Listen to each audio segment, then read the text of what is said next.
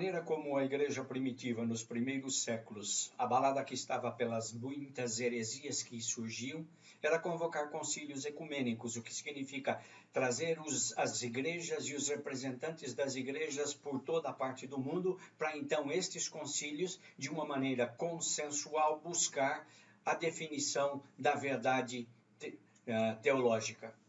E o Concílio Ecumênico de Éfeso foi convocado para 431 e o foi pelo imperador Teodósio II. E ele foi convocado por causa dos desentendimentos que estavam ocorrendo entre os bispos Nestório, que era de Constantinopla, e Cirilo, que era de Alexandria.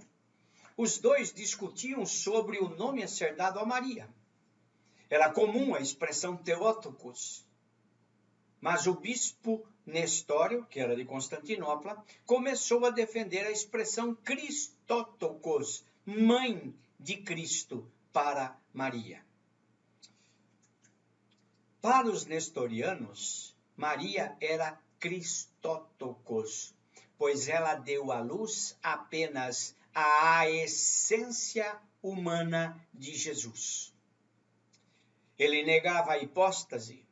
A humanidade carne não era consubstancial ao Logos, senão seu invólucro. Por trás desta discussão estava o entendimento que se tinha sobre Jesus. Ele era somente um homem? Era somente Deus? Ou era verdadeiramente homem e verdadeiramente Deus? Aí está todo o rolo que começa lá atrás, no primeiro concílio de Nicéia, com Ariano e o adocionismo. E a gente já viu isso nos cursos anteriores. Em Éfeso estavam presentes mentalidades diferentes, vindas de escolas teológicas distintas. A de Alexandrina, que era mais liberal, e a de Antioquia, mais literalista. Havia no embate a questão do arianismo adocionista, que Jesus foi adotado por Deus como seu filho na hora do batismo.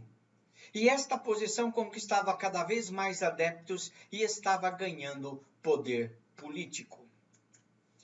Por outro lado, havia os que afirmavam que o Logos é um modo aparente, do grego doxa, e aí vem o termo docetismo, e que se tinha uma só aparência de ser humano, mas não tinha carne, não tinha osso. E aí, em parte, a gente pode entender aquela expressão lá do Evangelho de João, quando Jesus pede que Tiago toque para ver se tinha carne e osso.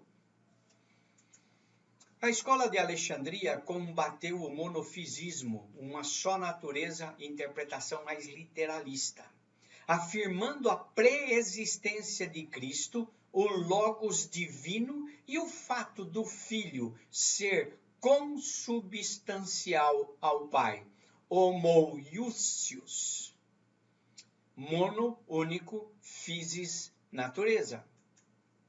Nestório enfatizou o dualismo em Cristo, cindindo-o em dois sujeitos, um com essência divina, outro com essência humana. Tendo em vista que cada qual exerce a sua função segundo a sua natureza, a relação entre ambos é acidental e externa, o que resulta numa figura, vamos dizer assim, esquizofrênica. Ora é divino, ora é humano, dependendo das circunstâncias, das pressões, ele assume a posição divina, depois assume a humana, e sempre numa atitude assim mais pragmática.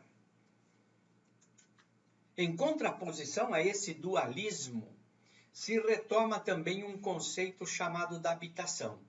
O divino habitando na carne como um sujeito atuante e não mais como invólucro passivo.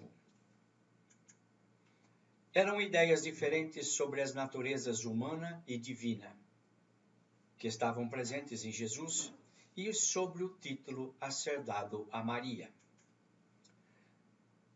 Um novo concílio precisava ser convocado.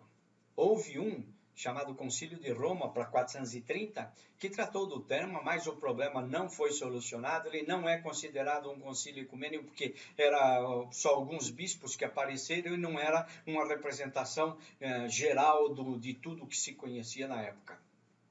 Por isso, o imperador Teodósio II convocou o concílio de Éfeso para o ano de 431.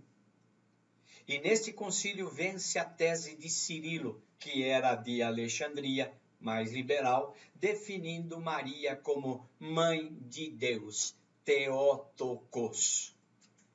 O concílio de Éfeso, ao afirmar que na pessoa de Jesus existiam as duas naturezas, humana e divina, e em unio hipostática, afirma que o Verbo se fez carne e, consequentemente, que Maria era mãe de Deus, porque se Jesus é divino e ele nasceu de Maria, Maria deu à luz a Deus, e por isso ela é Theotokos. Tem lógica o raciocínio. Não é uma coisa de simplesmente negar porque isso é catolicismo, não. Isso tem sua lógica.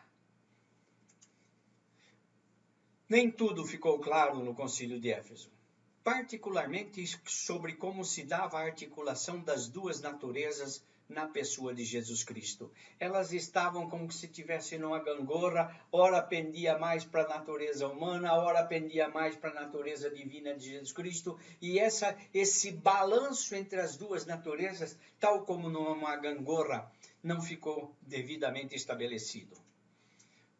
Porque Éfeso não resolveu satisfatoriamente a questão, foi necessária a convocação de um novo concílio, o concílio de Calcedônia, para o ano de 451.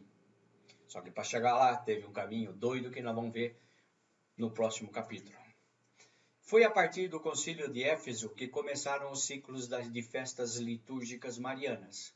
Até então as igrejas celebravam Maria dentro das festas cristológicas.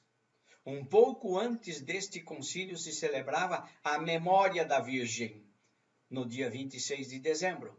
Depois de Éfeso, começou a celebrar em Jerusalém a festa em honra a Theotokos, no dia 15 de agosto.